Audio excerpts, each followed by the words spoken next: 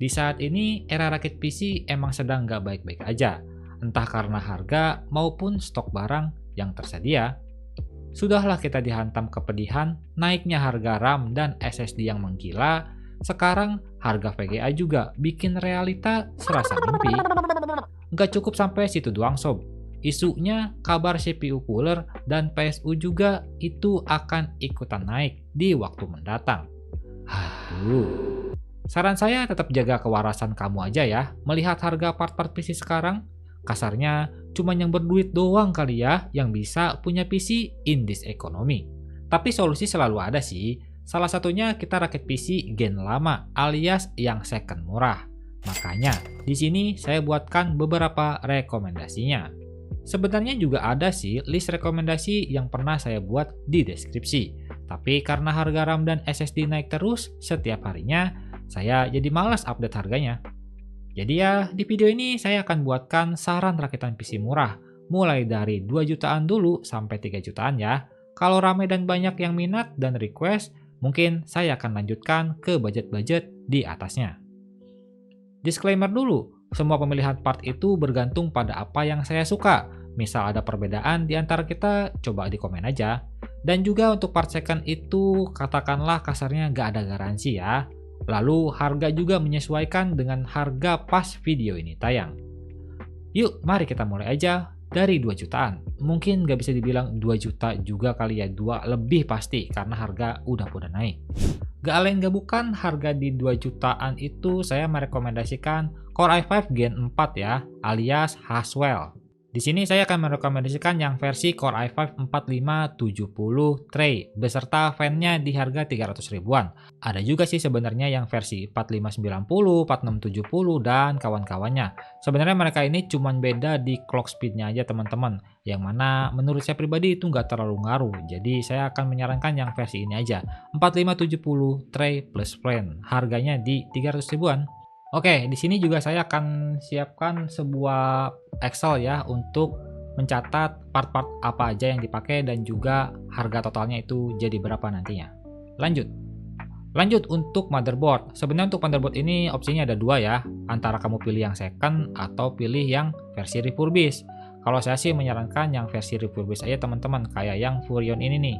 Yang versi refurbished ini kita punya garansi sekitar 2 atau 3 tahun oleh distributor AGS kalau nggak salah ya Furion itu. Sedangkan kalau yang second kayak gini, dia biasanya garansi cuma 3-7 hari doang.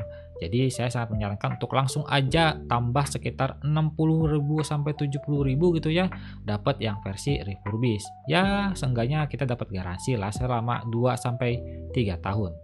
Nah, untuk motherboard ini kan lumayan ya, kita nambah sekitar 60-70 ribu, dapat garansi sekitar 2-3 tahun. Toh dia juga sama-sama versi H, yaitu H81M. Lanjut kita ke RAM, ini nih part yang bikin menjengkelkan kali ya. Kita di sini karena budgetnya mepet, jadi mau gak mau ambil yang 8GB aja. Kalau punya duit ke depannya bisa ditambahkan lagi, atau bahkan saya sangat merekomendasikan ya untuk pakai 1 keping lagi, biar jadi nantinya 2 keping yang 8GB. Untuk sementara ya kita pakai 8GB aja dulu. Saya sangat menyarankan baru sob, karena kenapa? Yang second itu harganya nggak terlalu beda jauh dengan yang baru. Contohnya beberapa di sini ada yang jual sekitar 300.000 atau bahkan yang ini 500.000 ya. Jadi saya sangat menyarankan ambil beli baru aja. Selain memang harga yang nggak beda jauh, RAM-RAM DDR3 itu biasanya distributornya juga agak-agak tanda tanya. Distributornya itu gak jelas, atau bahkan beberapa cuman garansi toko doang ya kan.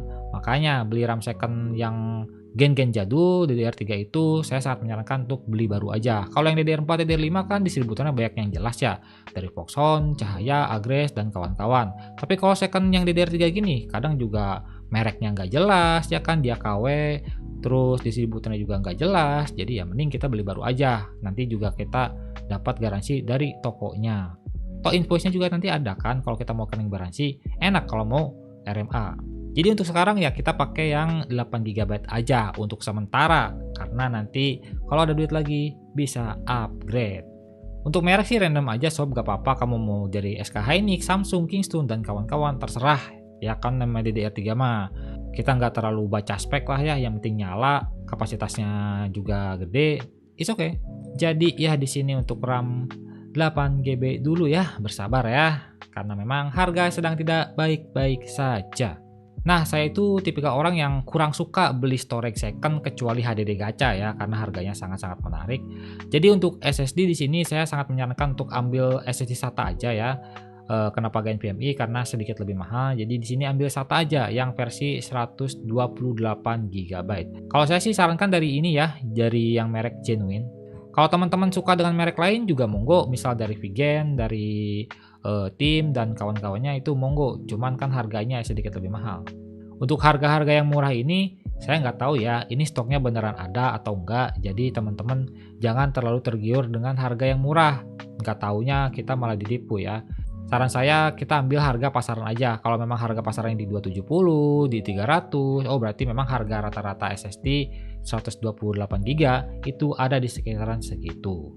Dan untuk saran saya pakai yang ini aja, Genuine. Kenapa Genuine? Ya karena memang murah aja sih ya. Saya juga pernah pakai SSD ini di 3 rakitan subscriber dan saya pribadi punya yang versi 128 GB itu untuk testing. So far so good aja sih masalah kualitas ya, tapi nggak tahu kalau misal 3 atau 4 5 tahun ke depannya.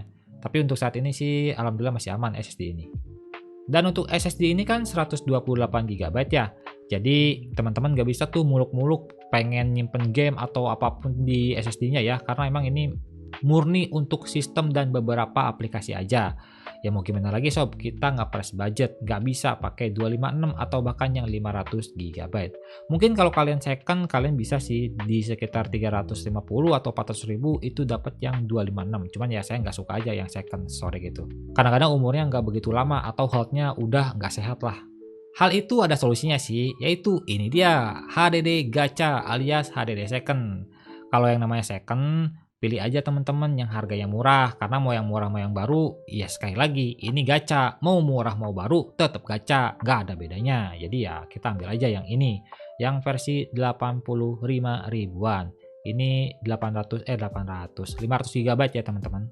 Jadi harusnya untuk simpen-simpen file-file misal kayak game, tapi gamenya bukan yang berat ya, atau video, musik, dan kawan-kawan, ini udah cukup sih ya 500 GB. Jadi sekali lagi, kalau misalnya ada budget lebih, monggo di-upgrade lagi storage-nya juga. Untuk VGA sih saya akan menyarankan uang sisa aja kali ya, kita ke VGA-in. Untuk VSU dan casing, nah kita ini pilih yang cukup bagus di harganya. Nah untuk PSU juga sama, saya nggak suka PSU second karena ya PSU itu jantungnya komputer. Kalau misal kita salah-salah beli atau kita beli yang zonk gitu ya, ya udah komponen PC kita yang sisanya itu bisa kena imbasnya juga. Jadi saya di sini menyarankan pakai aja Segotep AN 400 watt. Ini PSU yang udah lebih dari cukup teman-teman, 400 watt ya kan udah bisa menghandle beberapa komponen-komponen yang ya menengah ke bawah lah ya, kayak VGA juga bisa angkat 1050 Ti atau GTX 1060 itu masih oke. Sadar diri aja sih, jangan pakai VGA-VGA yang haus daya ya, kayak RX 580, RX 590 atau bahkan kamu pakein 1080 Ti ya maksudnya kayak sadar diri juga nggak sih? Ini kan cuma 400 watt. Tapi seenggaknya walaupun 400 watt, dia masih dikasih garansi resmi, yaitu selama 3 tahun oleh PTS Gear, teman-teman. Oke, jadi saran saya beli aja PSU baru. Seminimal-minimal PSU, inilah nggak apa-apa 400 watt. Karena kan agak-agak nggak mungkin juga ya kalau kita speknya kayak gini, pakai GPU yang haus daya atau yang kenceng-kenceng banget, itu jadi jomplang nantinya ya. Lanjut untuk casing dan juga fan casing, di sini saya ada saran dari merek Infinity dengan seri Elysium versi 3 yang udah include dengan 3 buah fan RGB. Jadi kita nggak perlu lagi beli fan-nya teman-teman. Karena lihat aja di toko yang ini ya, Bauer Komputer, dia tanpa fan itu 313, sedangkan dengan fan itu cuma nambah 10.000. Jadi ya kita menang banyak, 10.000 dapat 3 fan. It's okay, gak apa-apa RGB, yang penting ada dulu fan-nya daripada nggak ada sama sekali, airflow di PC kita nantinya jelek. It's okay lah ya. Jadi saran saya biasakan mata kamu dengan cahaya RGB ya. Semoga kamu juga nggak kesilauan dengan si fan RGB-nya, karena ini RGB-nya nggak bisa diatur teman-teman. Ini statis alias diem doang RGB-nya. Nah, kita udah masukin casing dan juga fan casing, ini udah sekitar 1,9 jutaan lah ya. Sisa 100.000, yang mana nggak ada VGA yang cukup oke di harga 100.000, paling banter-banter dapat GT 210 dan itu ya kayaknya nggak mungkin. Mending kita pakai iGPU aja daripada pakai GT 210 mah. Ya mau nggak mau teman-teman harus ngeluarin budget lebih untuk VGA. Kalau saran saya di sini sih ya ambil aja GTX 750 Ti atau RX 550. Mereka performanya sama aja. Mereka juga sama-sama irit daya. Harganya juga sama, mirip di sekitar 500 sampai 600 ribuan. Tapi kalau teman-teman cari di marketplace itu banyak harganya yang sok ganteng di 700 bahkan 800 gitu ya. Itu skip aja teman-teman, jangan dibeli. Itu kemahalan banget. Saran saya sih cari aja semurah-murahnya. Ya memang sekali lagi harga pasaran yang saya sebutkan tadi 500 sampai 600 ribu itu normal untuk seekor 750 Ti atau RX 550. Teman-teman terserah mau yang versi GTX atau yang versi RX, itu terserah. Kalau saya pribadi sih saya akan pilih 750 Ti. Mungkin ini sebagai patokan ya, di sini ada yang jual 600.000. Kalau teman-teman bisa nyari dan dapat lebih murah itu lebih bagus. 750 Ti ini kalau nggak salah nggak pakai pin power sih.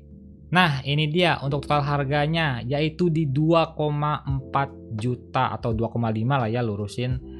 Ini dapat spek Core i5 Gen 4, RAM-nya juga 8 GB, SSD SATA 128 plus storage tambahan HDD Gacha 500 GB dengan Lord Charge Plank 750 Ti, Segotep AN dan juga Infinity Elysium. Ini spek sebenarnya yang biasa-biasa aja sih, kalaupun gaming ya lancar di 720p. Kalau di 1080p kayaknya agak ngos-ngosan di banyak game ya.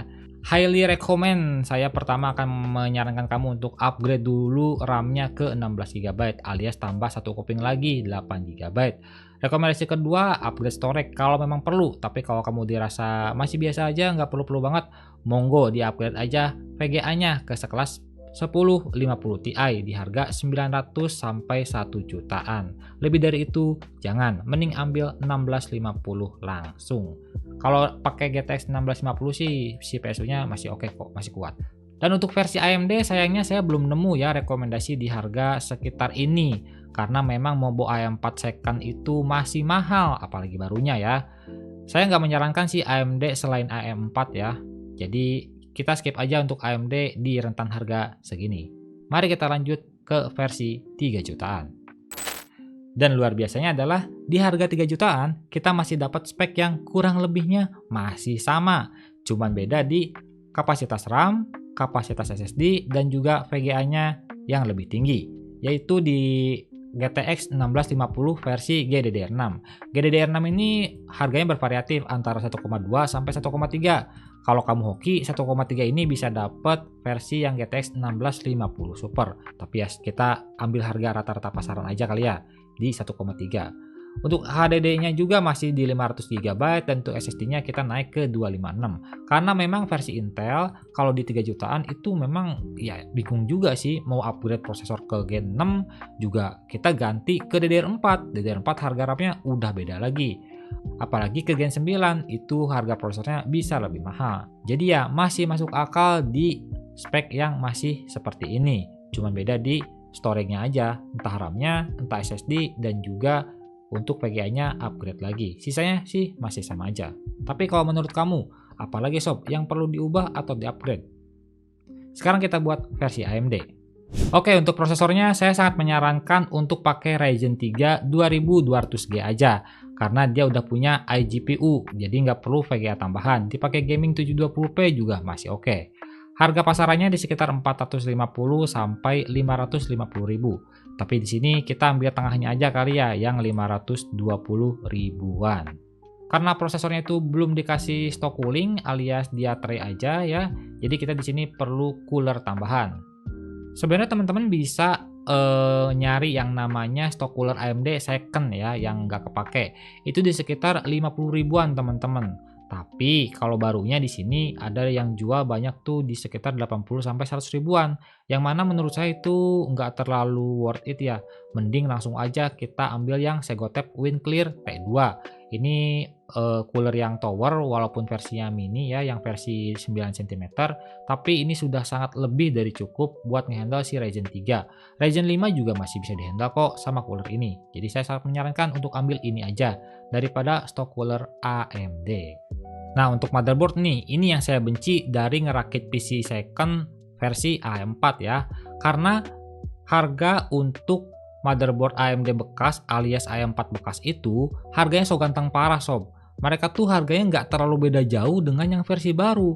Teman-teman bisa lihat aja di sini, di 800.000, di 900.000, di bahkan ada yang jual di bener-bener beda tipis sama yang baru. Itu sih menurut saya sangat-sangat nggak worth it ya beli Mobo AM4 second. Kecuali mereka jual di harga 500 atau 550, it's okay lah. Tapi kalau misal di 700, 800, apalagi 900, mending kita ambil langsung baru aja. Barunya kan dia di sekitar 950-an sampai 1 juta. Tapi di sini ada dari Colorful B450 yang harganya cukup terjangkau di 900 ribuan. Jadi kita pakai ini aja. Toh ini juga barang baru kan, dapat garansi 3 tahun. Jadi sangat-sangat disarankan untuk beli Mobo AM4 baru sekalian aja. Toh siapa tahu kedepannya juga kamu mau upgrade ke 5000 series kan ya, kayak 5600G gitu. Pakai Mobo ini masih aman kok, masih jos gandos. Tapi misal kamu nggak suka sama mereknya Colorful, ya kamu bisa nambah budget lagi ke Gigabyte, Asus, ASRock, dan kawan-kawannya. Monggo. Tapi di sini kan saya mah menyarankan yang murah bagus aja. Nah, buat RAM nih, karena memang tidak memungkinkan rakit 3 jutaan itu pakai RAM baru, apalagi kita mau pakai DDR4 16 GB. Jadi ya kita harus sadar diri, nggak bisa pakai RAM 16 GB DDR4 baru. Solusinya tentu aja, di sini kita pakai yang second bergaransi. Ini agak tricky juga teman-teman, karena nyari RAM second itu harganya bisa berbeda-beda tiap akun, tiap daerah, ya intinya berbeda-beda. Tapi saran saya, cari aja yang harganya itu di sekitar 700 sampai 800 ribuan. Yang punya merek jelas, garansinya juga jelas, dan juga RAM-nya normal tentu aja ya.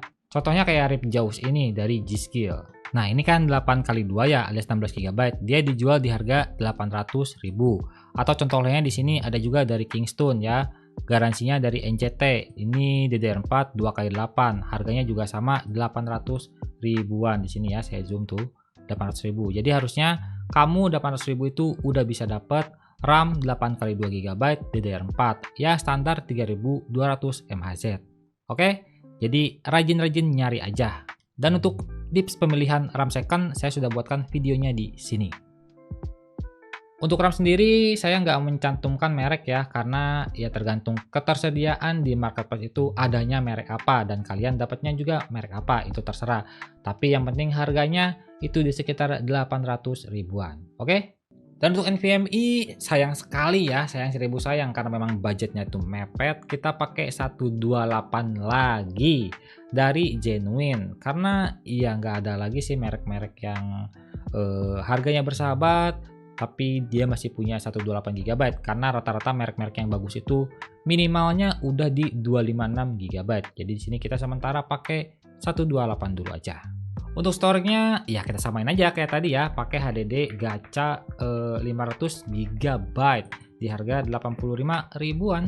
Ini sih opsional ya, kalian mau pakai monggo, nggak pakai juga nggak apa-apa. Atau mau pakai yang 1 TB langsung gitu HDD gacanya, ya silahkan aja. Karena di sini saya bentuknya cuman rekomendasi. Untuk VGA tentunya kita nggak perlu isi ya di sini karena kita menggunakan Ryzen 3 2200G yang udah ada iGPU Vega 8. Harusnya udah sangat lebih dari cukup kalau mau main game-game yang ringan mah.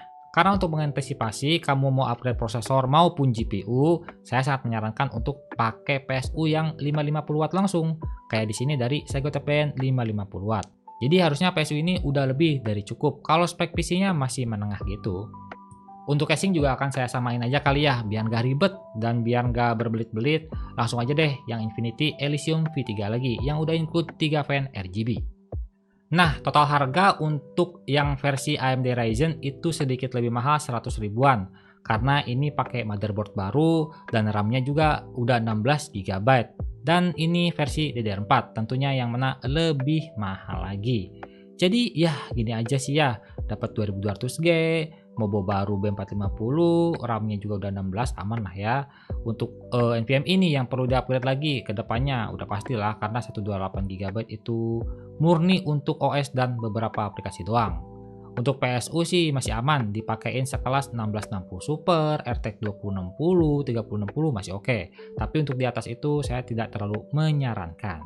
Oh ya teman-teman, ada catatan lagi ya, untuk semua harga yang saya sebut tadi, mau yang Intel ataupun yang AMD sekarang ini, itu adalah harga mentah alias harga yang belum kena potongan voucher. Karena voucher itu jatuhnya subjektif kali ya disebutnya. Karena masing-masing itu bisa beda teman-teman.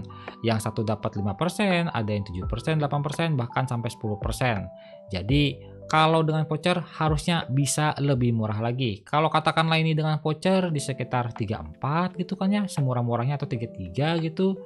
Jadi ya semua bergantung pada voucher kamu sendiri. Ini pahitnya aja kali ya, tanpa voucher segini. Jadi voucher juga bisa menentukan murah atau tidaknya sebuah PC. So, itu aja teman-teman rekomendasi dari saya ya. Semoga rekomendasi 2 dan 3 jutaan yang enggak kecil ya kan, di 2,5 dan 3,5 ini menjadi referensi buat teman-teman yang lagi pengen punya PC tapi budgetnya mepet-mepet. Dan ya, ini aja sih yang bisa saya kasih rekomendasi. Untuk performanya gimana bang? Teman-teman bisa cari sendiri sih sebenarnya di YouTube. Contohnya seperti ini teman-teman. Kalau teman-teman yang speknya Intel tadi, ya tulis aja di sini Core i5 4570 plus GTX 750 Ti. Nanti ada tuh orang yang pakai kombinasi prosesor dan juga VGA tersebut. Jadi ya tinggal di play aja di sini. Dapat performa di game apa, dapat FPS-nya berapa, resolusinya juga berapa. Jadi ya gampang aja kalau mau nyari performanya. Atau yang Ryzen tadi gimana bang performanya? Ya tinggal ketik aja Ryzen 3 2200G gaming test. Keluar dia tuh banyak kok yang ngetes 2200G. Jadi kalau masalah performa teman-teman bisa cek sendiri di YouTube. Udah pasti ya 90% lah ya ada yang pakai kombinasi prosesor jadul, apalagi yang kayak Core i5 tadi ya, itu kan jadul banget dan udah lama ya, jadi udah pasti banyak lah yang ngetes. Jadi segitu aja video rekomendasi kali ini teman-teman, semoga bisa membantu dan juga memberikan referensi baru ya untuk kamu yang mau rakit PC murah. Saran saya cari aja part-part PC second yang masih bergaransi. Tapi ya kalau bisa cek-cek dulu, jangan sampai ketipu. Karena zaman sekarang itu penipuan udah makin banyak lah modusnya ya. Jadi teman-teman, like video ini. Kalau kalian suka, nggak usah di-like juga nggak apa-apa. Tapi minimal tinggalkan jejak kalian di kolom komentar soal rekomendasi rakitan PC murah dari Tomatech kali ini.